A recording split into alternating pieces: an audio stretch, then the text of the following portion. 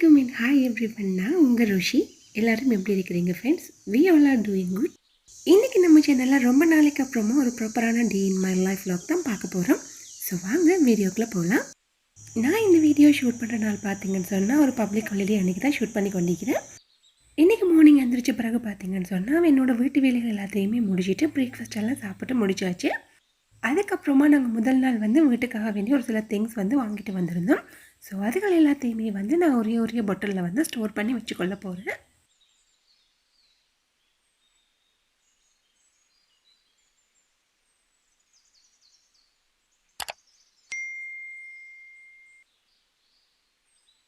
நான் ஒர்க்குக்கு போகிறதுனால பார்த்தீங்கன்னு சொன்னால் வீக் டேஸில் எனக்கு வீடியோஸ் எடுக்கிறது ரொம்பவுமே கஷ்டம். அதனால தான் நான் வீக்கெண்ட்ஸ் அப்படி இல்லைன்னு சொன்னால் போயா டேஸில் வீடியோஸ் எடுக்கிற மாதிரி இருக்குது. ஒருவேளை நான் வீக் டேஸில் ரிஸ்க் எடுத்து வீடியோஸ் எடுத்தாலுமே அதை எடிட் பண்ணி அதுக்கப்புறமா வாய்ஸ் ஓவர் கொடுத்துட்டு அதுக்கப்புறமா அப்லோட் பண்ணுறது ரொம்பவுமே பெரிய ஒரு டாஸ்க்காக தான் இருக்குது. ஸோ இந்த ஒரு ரீசனால தான் என்னோடய வீடியோஸ் சேனலில் அப்லோட் பண்ணுறதுக்கு ரொம்பவுமே டைம் எடுக்குது.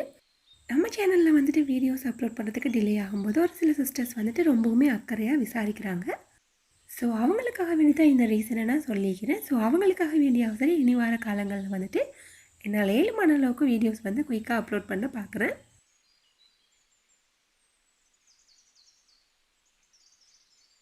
நான் இப்போ யூஸ் பண்ணி கொண்டிருக்கிற இந்த மஞ்சள் தூள் பார்த்தீங்கன்னு சொன்னால் நான் வீட்டிலேயே தான் ரெடி பண்ணி எடுத்துக்கிட்டேன். மார்க்கெட்டில் விற்கக்கூடிய மஞ்சள் கிழங்கை வாங்கி அதை ப்ராசஸ் பண்ணி அதுக்கப்புறமா மில்லில் கொடுத்து நான் பவுடர் பண்ணி எடுத்துக்கிட்டேன். கிட்டத்தட்ட 5 கிலோ மஞ்சள் கிழங்குக்கு 1/2 கிலோவுக்கு கூடவா மஞ்சள் தூள் எடுக்கக்கூடியதாக இருந்துச்சு. இது 1 கிலோ மஞ்சள் கிழங்கு நான் 150 ரூபாய்க்கு தான் வாங்கியிருந்தேன். பட் அதிலிருந்து எனக்கு கிடைச்சிக்கிற மஞ்சள் தூளோட விலை பார்த்தீங்கன்னு சொன்னால் 1500 ரூபாய்க்கு கூடவா தான் வரப்போகுது. ஏன்னு சொன்னால் கடைகளில் 100 கிராம் மஞ்சள் தூள் 300 ரூபாய்க்கு தான் விற்கிறாங்க. ஸோ அதோட ஒப்பிட்டு பார்க்கும்போது இதோட குவாலிட்டியும் அண்ட் குவான்டிட்டி ரெண்டுமே ரொம்பவுமே பெஸ்ட்டாக இருக்குது.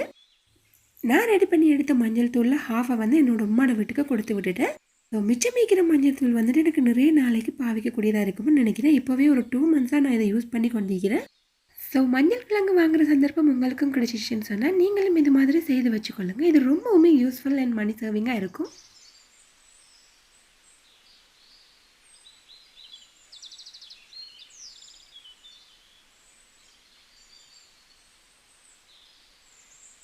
இன்றைக்கி ஃபெயில் ரொம்பவுமே ஜாஸ்தியாக இருந்துச்சு. அது மட்டும் இல்லாமல் ஹபியும் வீட்டிலே இருந்தாங்க. ஸோ அடிக்கிற வெயிலுக்கு கூலிங்காக ஏதாவது சரி குடிக்கலாம்னு நினைக்கும் போது வீட்டில் மாம்பழம் இருந்தது நினைவுக்கு வந்துச்சுது. ஸோ அதை வச்சு தான் நான் இன்றைக்கி ஒரு மில்க் ஷேக் ரெடி பண்ணி கொள்ள போகிறேன். மேங்கோ மில்க் ஷேக் செய்கிறதெல்லாம் பெரிய ஒரு விஷயமே இல்லை, நிறைய பேருக்கு தெரிஞ்சிருக்கும். பட் நம்ம சேனலில் பார்க்குற ஒரு சில பிகினர்ஸ் அண்ட் பேச்சுலர்ஸுக்காக வேண்டி நான் அந்த மேங்கோ மில்க் ஷேக் எப்படி செய்கிறேன்னு சொல்லி ரொம்பவும் குயிக்காகவே சொல்லி விடுறேன். மேங்கோ மில்க் ஷேக் செய்கிறதுக்காக வேண்டி நல்லா பழுத்த இனிப்பு மாம்பழம் 3 எடுத்துக்கிறேன். நீங்கள் மேங்கோ ஜூஸ் ரெடி பண்ண போகிறீங்கன்னு சொன்னால் லைட்டான புளிப்பான பழமாக இருந்தாலும் பரவாயில்ல. பட் மேங்கோ மில்க் ஷேக்குக்கு ரொம்பவுமே இனிப்பான பழமாக இருந்தால் அதோட டேஸ்ட் நல்லாயிருக்கும்.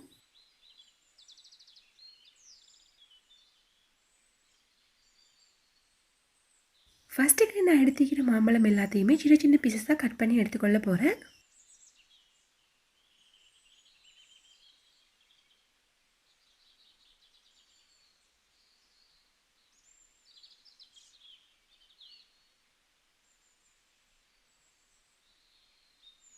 இப்போது சின்ன சின்னதாக கட் பண்ணின மாம்பழத்தை நாங்கள் ஒரு பிளெண்டர் உள்ளுக்கு சேர்த்துக்கொள்ளலாம்.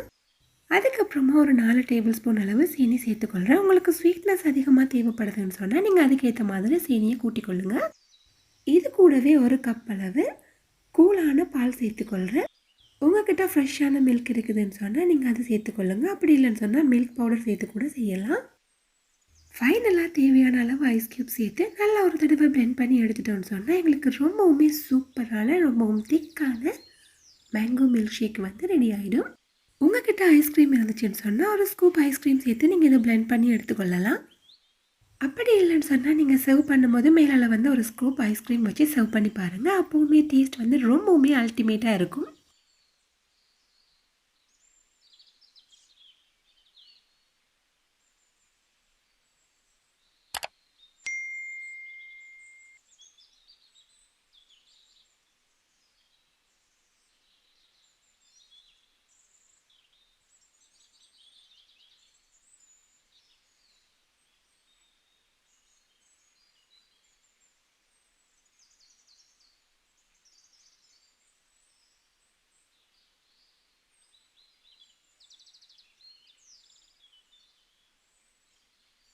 என்கிட்ட வந்து இன்றைக்கி ஐஸ்கிரீம் இல்லாதனால நான் வந்து மாம்பழத்தை வந்து சின்ன சின்ன பீசஸாக கட் பண்ணிவிட்டு அதை மில்க் ஷேக்கு மேலால் வச்சு தான் நான் இன்றைக்கி சர்வ் பண்ண போகிறேன். மேங்கோ மில்க் ஷேக்கெல்லாம் குடிச்சு முடிச்ச பிறகு வீட்டுக்கு முன்னுக்கு இருந்த வயல்வெளிக்கிட்ட போயிட்டு கொஞ்ச நேரம் ரிலாக்ஸ் ஆகிட்டு வந்தாச்சு.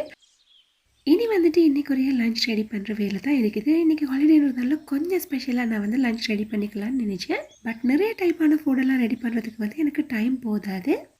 அதனால் வந்துட்டு இன்றைக்கி எல்லோ ரைஸ், அதுக்கப்புறமா பீஃப் கறி, கூடவே பொரிச்ச கத்திரிக்காய், கடலை சேர்த்து ஒரு குழம்பு வைக்க போகிறேன். ஸோ இன்றைக்கி லஞ்சுக்கு வந்துட்டு இதுதான் மெனு. இப்போ நாங்கள் சமைக்கிறதுக்கு தேவையான எல்லாத்தையுமே வந்து ரெடி பண்ணி வச்சுக்கொள்ளலாம்.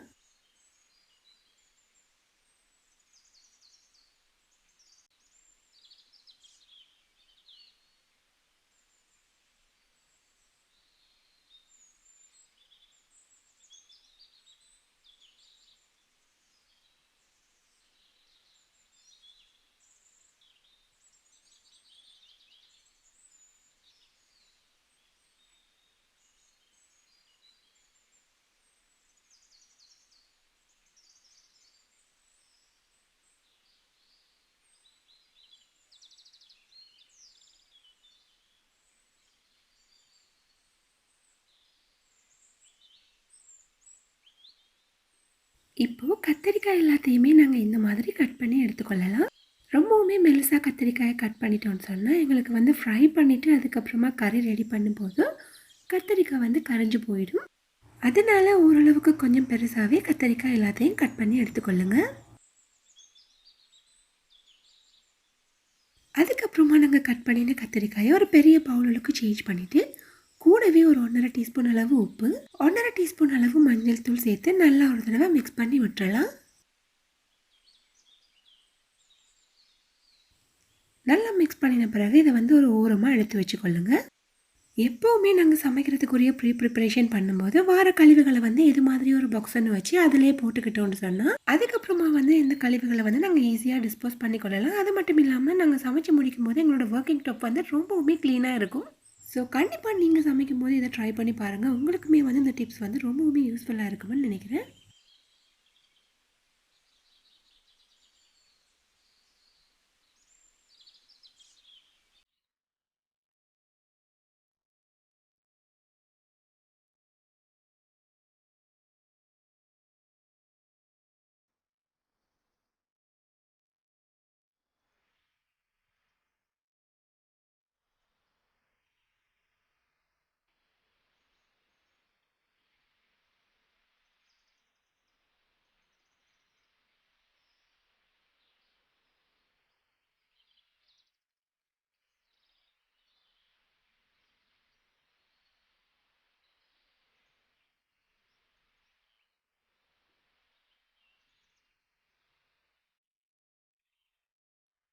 ப்ரிப்பரேஷன்ஸ் எல்லாமே செய்து வச்ச பிறகு நான் ஒரு சைடுக்கு வந்து எல்லோ ரைஸ் குக் பண்ணிட்டேன். எல்லோ ரைஸோட டீட்டெயில் ரெசிபி வந்து நம்ம சேனலில் ஏற்கனவே அப்லோட் பண்ணியிருக்கிறேன். அதனால் இந்த வீடியோவில் எதுவுமே நான் டீட்டெயிலாக ஷேர் பண்ணலை. ஸோ உங்கள் யாருக்காவது எல்லோ ரைஸோட ரெசிபி வேணும்னு சொன்னால் நான் டிஸ்கிரிப்ஷன் பாக்ஸ் அண்ட் ஐ கார்டில் வந்து லிங்க் கொடுக்குறேன். மறக்காமல் செக் பண்ணி பார்த்துக்கொள்ளுங்க.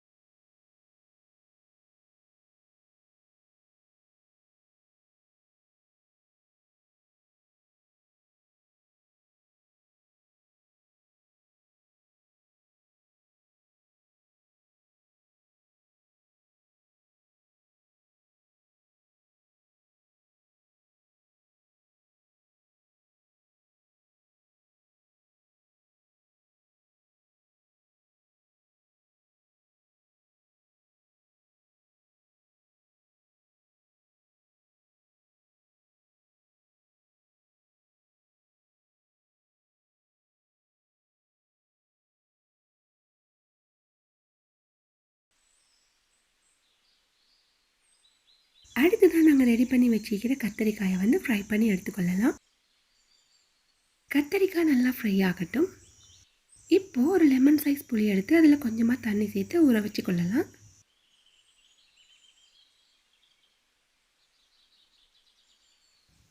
இந்த அளவுக்கு கத்தரிக்காய் ஃப்ரை ஆகினதுமே நாங்கள் இது வேறொரு பிளேட்டுக்கு சேஞ்ச் பண்ணி வச்சுக்கொள்ளலாம். இந்த மாதிரி எல்லா கத்தரிக்காயுமே ஃப்ரை பண்ணி எடுத்த பிறகு நாங்கள் குழம்பு செய்ய ஸ்டார்ட் பண்ணலாம். ஒரு சட்டியில் ஒரு டேபிள் ஸ்பூன் அளவு எண்ணெய் சேர்த்துட்டு கூடவே சின்னதாக நறுக்குன்னு 7 பல்லு பூண்டு, 4 பச்சை மிளகாய், ஒரு கொத்து கருவேப்பிலை, கூடவே 3 துண்டு ரம்பை இலை, இது எல்லாத்தையுமே சேர்த்து விட்டுட்டு ஒரு 5 மினிட்ஸ் வரைக்கும் வதக்கி விட்டுக்கொள்ளலாம். 5 மினிட்ஸ் ஆன பிறகு நான் கட் பண்ணி வச்சுக்கிற ஒரு பெரிய வெங்காயத்தை சேர்த்து வெங்காயம் வதங்குறதுக்கு தேவையான அளவு உப்பு சேர்த்து விட்டுட்டு நல்லா ஒரு தடவை வதக்கி விட்டுக்கொள்கிறேன். இந்த அளவுக்கு வதக்கி விட்ட பிறகு ஒரு டீஸ்பூன் அளவு வெந்தயம் சேர்த்துக்கொள்ளுங்க.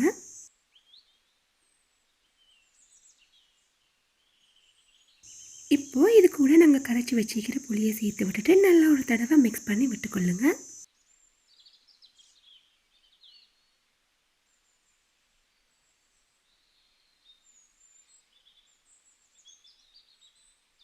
இந்த மாதிரி நல்லா மிக்ஸ் பண்ணி விட்ட பிறகு தேங்காயோட 2வது 3வது பாலை வந்து நாங்கள் சேர்த்துக்கொள்ளலாம். கூடவே 1.5 டேபிள் ஸ்பூன் அளவு கறிமிளகாய் தூள், 1/2 டீஸ்பூன் அளவு மஞ்சள் தூள், தேவையான அளவு உப்பு, இது எல்லாத்தையுமே சேர்த்து விட்டுட்டு மறுபடியும் நல்லா ஒரு தடவை மிக்ஸ் பண்ணி விட்டுக்கொள்ளலாம். இந்த மாதிரி நல்லா மிக்ஸ் பண்ணி விட்ட பிறகு நாங்கள் அவிச்சு வச்சுக்கிற 1 கப் அளவு கொண்ட கடலை சேர்த்து நல்லா வேக வச்சு எடுத்துக்கொள்ளலாம்.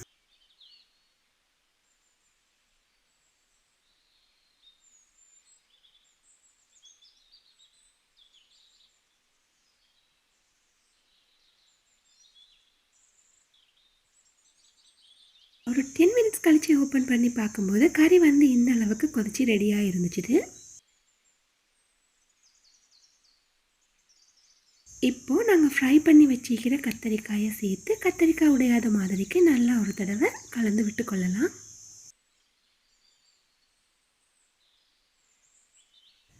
இந்த மாதிரி நல்லா கலந்து விட்டாச்சு.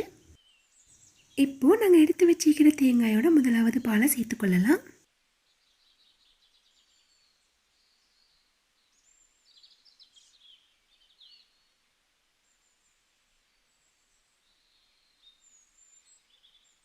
முதலாவது தேங்காய் பால் சேர்த்து நீங்கள் மிக்ஸ் பண்ணி விட்ட பிறகு ஒரு லிட் வச்சு க்ளோஸ் பண்ணி அடுப்பை வந்து லோ ஃப்ளேமில் வச்சுக்கொள்ளுங்க.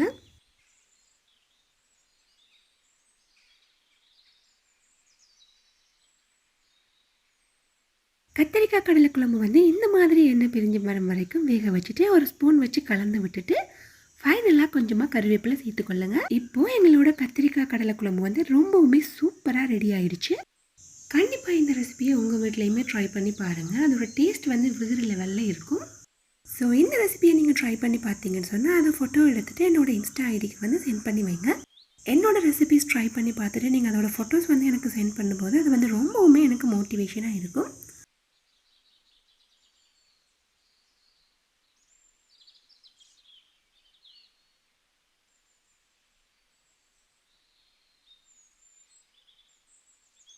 ஸோ சமைச்சு முடித்த கையோடைய பார்த்தீங்கன்னு சொன்னால் நானும் என்னோட ஹாபியும் வந்துட்டு லஞ்ச் சாப்பிட போகிறோம்.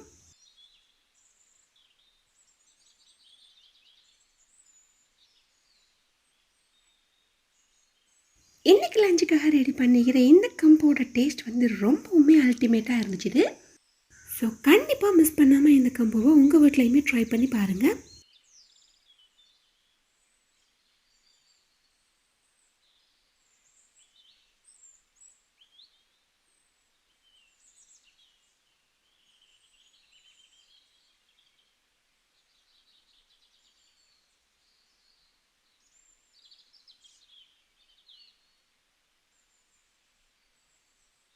ஈவினிங் வந்துட்டு ஹாபி வழியில் போயிட்டு வரும்போது எனக்கு ரம்புட்டான் வாங்கிட்டு வந்திருந்தாங்க. ரம்புட்டான் வந்து எனக்கு ரொம்பவுமே பிடிக்கும்.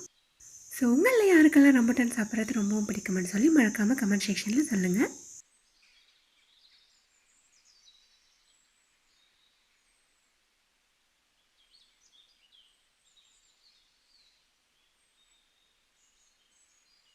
நான் உங்கள் கூட ஷேர் பண்ணிக்கிற இந்த வீடியோ உங்கள் எல்லாருக்குமே ரொம்பவுமே இன்ட்ரெஸ்டிங்காக இருந்திருக்குமென்னு நினைக்கிறேன். ஸோ இந்த வீடியோ உங்களுக்கு பிடிச்சிருந்தால் மறக்காமல் லைக் பண்ணுங்கள், கமெண்ட் பண்ணுங்கள். அது கூடவே உங்கள் ஃப்ரெண்ட்ஸ் அண்ட் ஃபேமிலிக்கும் ஷேர் பண்ணி விடுங்க. நம்ம சேனலை இதுதான் ஃபஸ்ட் டைம் பார்க்குறீங்களா இருந்தால் மறக்காமல் சப்ஸ்கிரைப் பண்ணி கூடவே பக்கத்தில் இருக்கிற பெல் ஐக்கானையும் கிளிக் பண்ணி வச்சுக்கொள்ளுங்க. அப்போ தான் நான் போடுற நியூ வீடியோஸ் உங்களுக்கு உடனே வந்து சேரும். இந்த வீடியோவை இறுதி வரை பார்த்துட்டு இருக்கிறவங்க எல்லாருக்குமே ரொம்பவுமே நன்றி.